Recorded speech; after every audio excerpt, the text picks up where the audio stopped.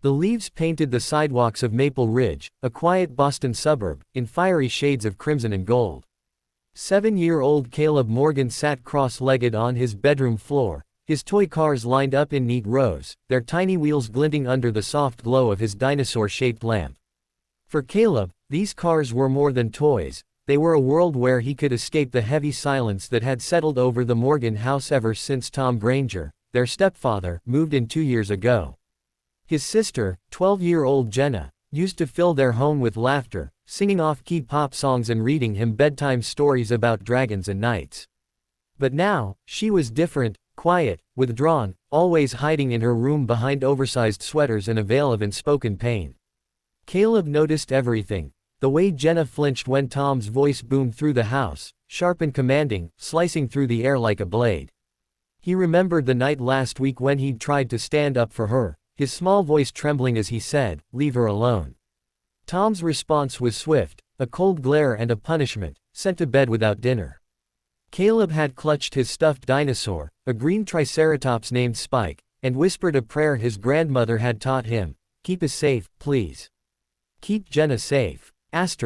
Tom Granger was a beloved teacher at Oak Hollow Middle School, known for his charm, patience, and knack for inspiring students. To the public, he was a pillar of the community, always ready with a warm smile or a kind word.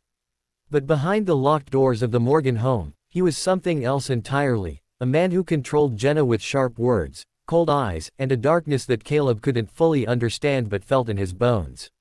Their mother, Melanie Morgan, a nurse at St. Elizabeth's Medical Center, worked grueling overnight shifts, leaving her too exhausted to notice the subtle signs of her daughter's pain. Jenna's flinches, her silences, the way she avoided Tom's gaze. Caleb saw it all, the bruises she tried to hide under long sleeves, even on swelteringly unbearable summer days, the way her once sparkling eyes had dulled, and the muffled cries that seeped through the walls at night, buried in her pillow as if silence could erase the hurt. Thursday night. It was a Thursday evening, and the air in the Morgan house felt thick with tension. Melanie was at the hospital, working another double shift, leaving Caleb and Jenna alone with Tom. Caleb sat at the kitchen table, his spoon clinking against a bowl of soggy cereal. Jenna had offered to make him real food, macaroni and cheese, his favorite, but Tom's voice had cut through the house from upstairs, demanding she help him grade papers. "Jenna, now," he barked, his tone laced with an edge that made Caleb's stomach twist. The yelling started soon after. Sharp, angry words echoed down the stairs, followed by a choked sob, the kind of crying Jenna tried to hide, as if she could make herself small enough to disappear.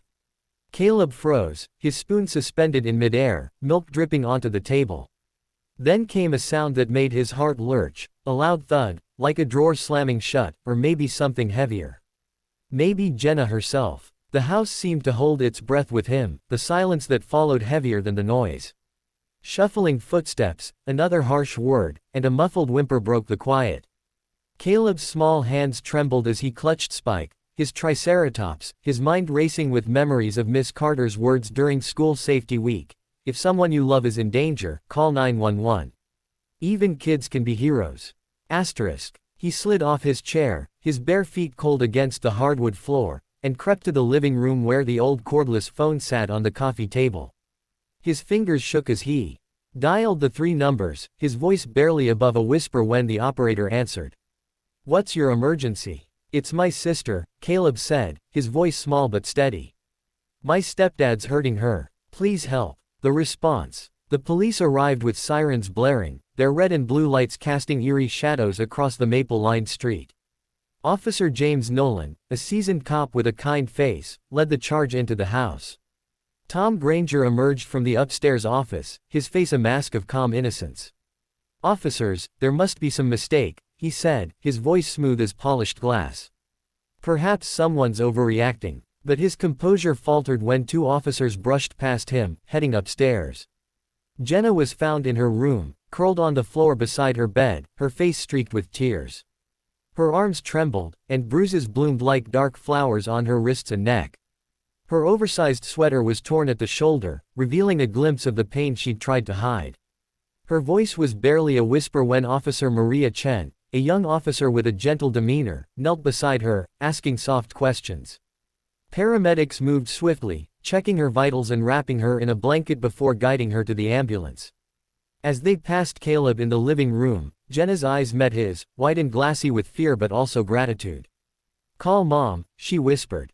"Please." Detective Naomi Reyes, a seasoned investigator with a reputation for tenacity, sat with Caleb in the living room, her notebook open but her focus entirely on the boy clutching his stuffed dinosaur.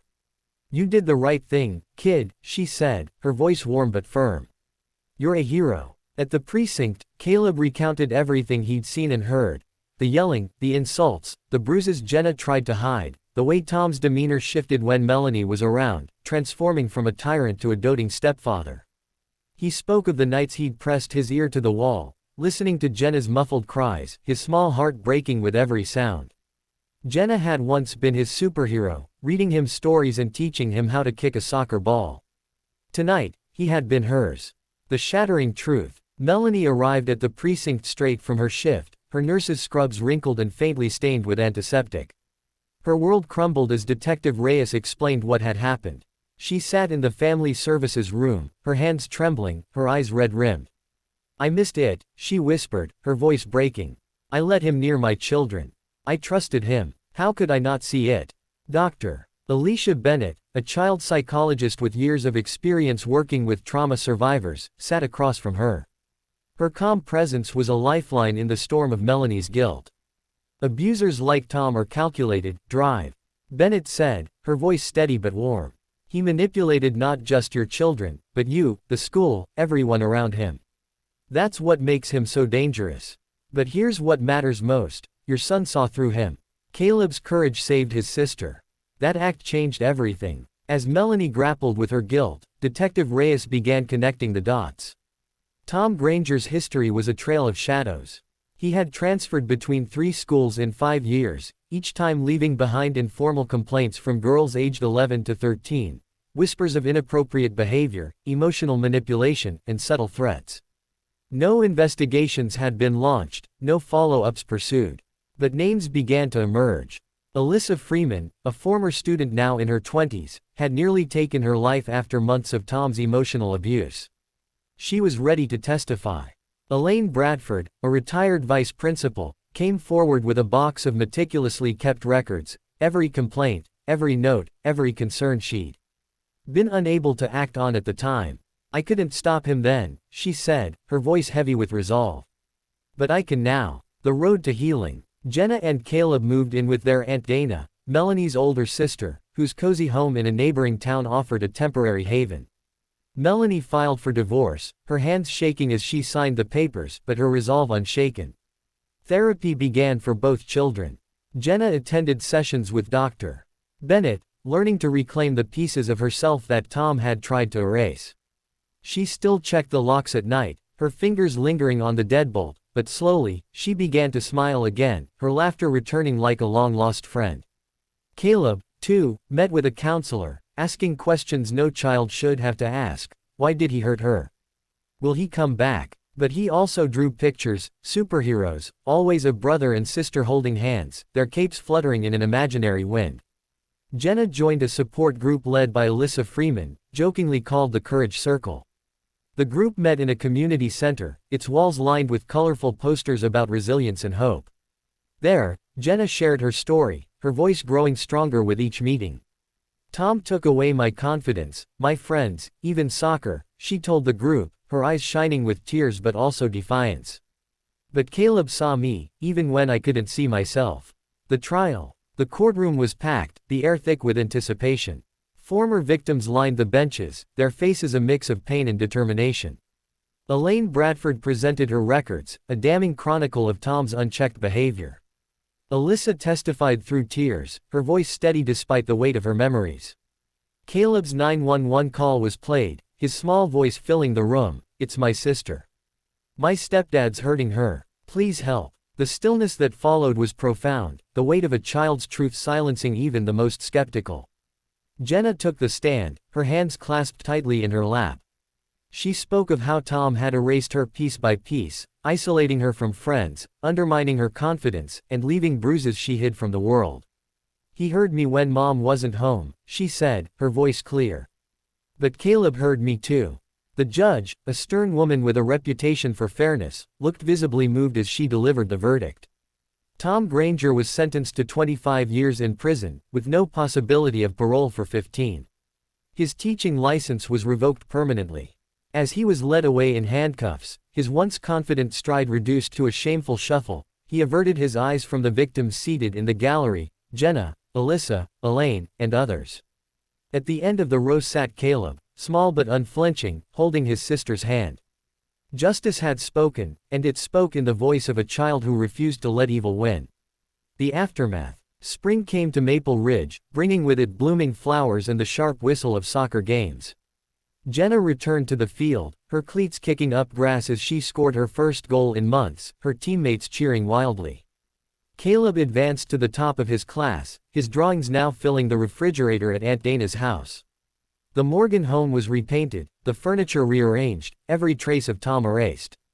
The Baker Initiative, named after a victim who had come forward during the trial, was born, a statewide policy mandating abuse reporting, rigorous background checks, and student counseling programs. On the courthouse steps, Melanie, Jenna, and Caleb stood together, their hands intertwined. "Are we okay now?" Caleb asked, his voice small but hopeful. Melanie knelt beside him, her eyes shining. "We're better than okay," she said. "We're free." Jenna wrote an essay for school, her words a testament to their journey. Justice isn't just about punishment, it's about truth. And sometimes, truth comes from the smallest voice in the darkest hour. Her essay won a local contest, and she read it aloud at a school assembly, her voice steady, her brother beaming from the front row. The courage circle expanded, drawing in more survivors, their stories weaving a tapestry of resilience. Caleb's bravery inspired reforms in schools across 3 states, ensuring that no child's cry for help would go unheard again. As the seasons changed, the Morgan family rebuilt their lives, piece by piece, their bond stronger than ever. Conclusion. If you were in Caleb's shoes, just 7 years old, would you have had the courage to make that call? How many children are still waiting for someone to speak up for them? To protect children from abuse in their own homes, we must listen, truly listen, to the smallest voices, the quietest cries. Training for educators, mandatory reporting laws, and safe spaces for children to speak are crucial steps. Share your thoughts below, and let us know where you're listening from. Don't forget to subscribe to Storyline Narratives for more stories of courage and hope.